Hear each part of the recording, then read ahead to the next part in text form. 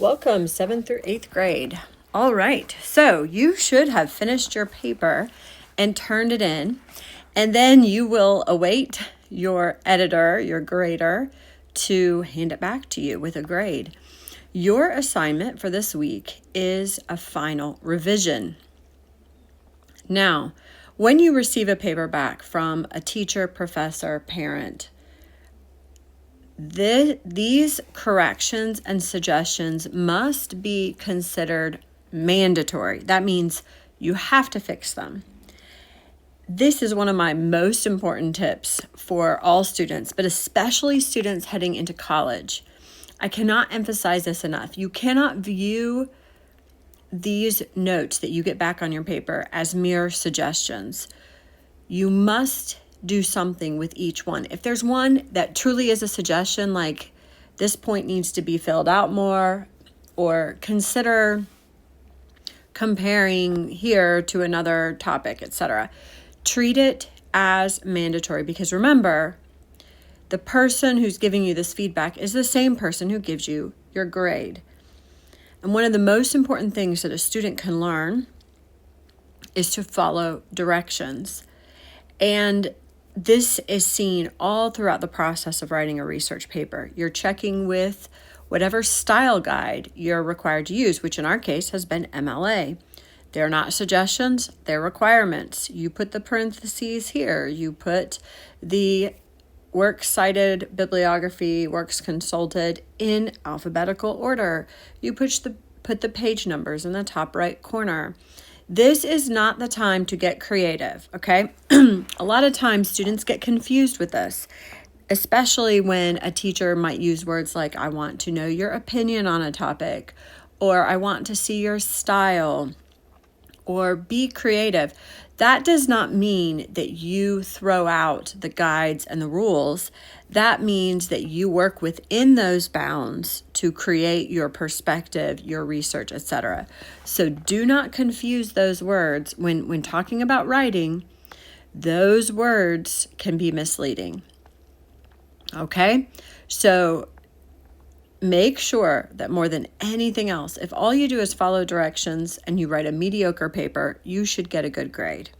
Okay, that being said, your job is to take the corrected research paper and correct every single thing, and then create a clean copy and turn it in. Now, I want to say real quick, a question came up this week I want to address here about plagiarism. When do you cite information and when do you not? Someone asked me, if it's new to you as the writer, do you have to cite it?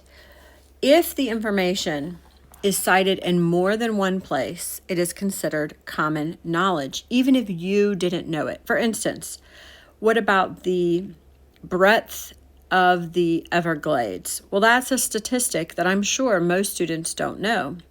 But if you're writing on the Everglades, you are probably going to come across that statistic. You don't need to cite it. Unless for some reason it's controversial or there's research that's tracking the breadth and width and showing that it's shrinking, then that's when you're going to be tracking. You're going to be citing it. But if it's just saying that there are 7 continents in the world, yes, you should know that. But there are lots of facts that are exactly that. They are facts. You do not need to cite them. You're looking for things like polls, research statistics that maybe are the findings of one person or one organization, especially if it's controversial, if it's contested. You might cite it to show, a certain knowledge, but if it's common knowledge in a certain field, you do not need to cite it. It is not considered plagiarism. However, this is just a reminder that anytime you use someone else's organization, their syntax, their phrases, or their exact words, you are stealing information. So plagiarism is a form of stealing. So you have to be very careful. You can look back at my video on plagiarism, but I just wanted to bring that up because that did come up this week. All right, so I've included something a little unusual. This is my freshman college paper. It is not great. It's kind of a boring topic, and I would address a lot of style issues if I were to write it today. Of course, lots of beaver, lots of things that I encourage you not to do. However, it is organized according to MLA format. And then our teachers asked us to do a couple extra things, which I'll point out. And I offer them as suggestions to help you with your revision with your paper. If you are watching this video before you turn in your first draft, then certainly this will be a help as well. But notice that this paper, I scanned it in, so it's hopefully you can read it all. But it has been corrected by my teacher. Now, I was required to handwrite in some things before I turned it in. So I'll talk about that as I go through. And again, it's another suggestion for you. But I will distinguish between suggestions and what I will require from my students. All right? So let's look at this. If I can get it to open. Okay. So my title was Necessary Nutrition.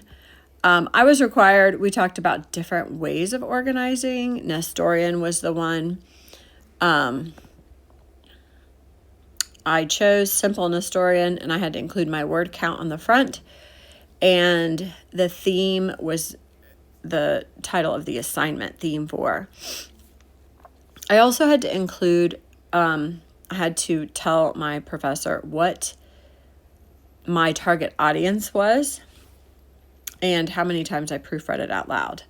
So I thought that was really interesting because that was very helpful. Okay, that is considered page I, lowercase I, but it does not, you do not include that on the title page. I was required to include the outline. I did not require that for my students. However, I will have them send it to me. The reason being is because they want to see that your outline matches your paper. A good paper, you should be able to pick out the outline and reconstruct it without seeing the outline. A reader should be able to, but they wanted to know that you could do it. So my thesis had a B verb in it. Do not recommend that. Every person's diet must be nutritionally balanced. And I had an introduction sentence. I had 2 introductions. And then I had my point 1, A and B, my point 2, A and B, my point 3, A and B, and my conclusion. Now, the reason I'm showing you this is because later on, throughout my paper, I was required to mark my points. And if, mostly that was an exercise to make sure that I had followed my own outline. Okay, so there is my first intro sentence. Americans today can eat what they want. And then there's my second intro sentence. Nutrients are necessary for the body to function properly. And my thesis was at the end of the intro. If I were editing this, I would suggest that there's just one introduction, even if it's long, and that the thesis go at the very end. It went at the end of the first one. It should have gone at the end of the second.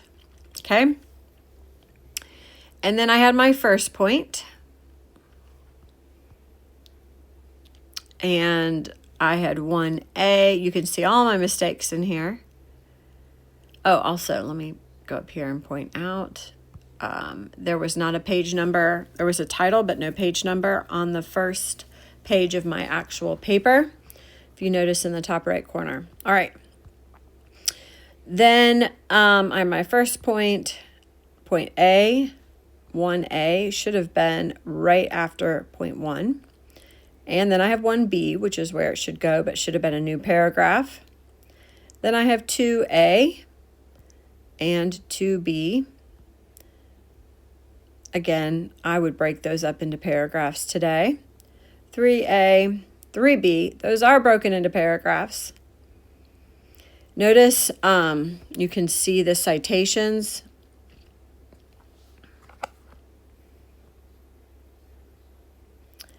And then lastly, you can pause this, of course, if you want to look. Ooh, I found an error that my teacher didn't find. Look at that. That comma should be inside the quotation mark. I had my conclusion, a restated thesis, and then I had my works consulted. They were in alphabetical order, and you can see all of the errors I made, quite a few.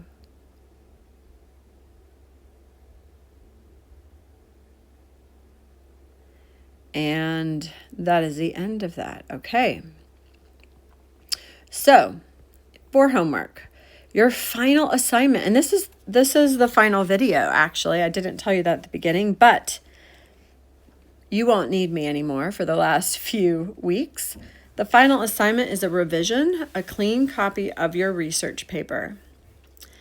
And then there are 2 more assignments. You can either do all of these in 1 week, or you can spread them out and give them each 1 to 2 weeks, okay? The next one is to edit and rework one assignment from earlier this year, your choice. I had a professor do this in an expository writing class, and it was the most beneficial exercise because you go back to an old writing assignment and you look at it with fresh eyes with what you've learned, and it really helps you grow as a writer, and it's neat to see your growth. So you get to pick your own assignment, go back through the videos, and you're going to pull out that paper that you wrote, and you're going to edit it. You're going to be the grader, and then you're going to revise it and turn it back in. And then we're going to end with a creative writing assignment. So write a short story for peer review. This is a fun one to end on. I know my students are excited about this. You could even write in your favorite genre of creative writing. Pick an author you love and write a similar short story. Read O. Henry, the father of the short story with a twist, if you need some inspiration. But this should be a fun one to end on. All right. Enjoy.